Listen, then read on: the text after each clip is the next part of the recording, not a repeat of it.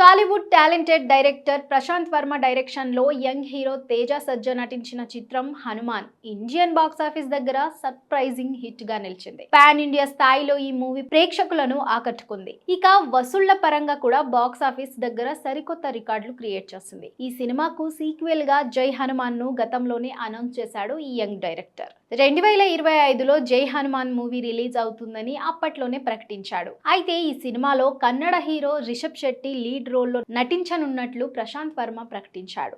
కానీ ఈ సినిమా పరిస్థితి ప్రస్తుతం అయోమయంగా ఉన్నట్లు తెలుస్తుంది. రిషబ్ శెట్టి ప్రస్తుతం తన ప్రెస్టీజియస్ మూవీ కాంతార సీక్వెల్లో బిజీగా ఉన్నాడు. ఈ సినిమా పూర్తయిన తర్వాతనే జై హనుమాన్ కు బల్క్ డేట్స్ కేటాయించగలడు. దీంతో ప్రశాంత్ వర్మ కూడా వేరే చిత్రాలను తెరకెక్కించడం, వేరే డైరెక్టర్స్ కి కథలు అందించడంలో బిజీగా ఉన్నాడు.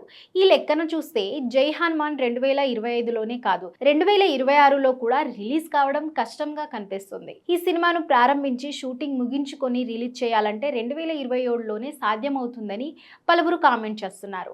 మరి నిజంగానే జై హనుమాన్ ఇప్పట్లో వచ్చే అవకాశం లేదా అనేది వేచి చూడాలి.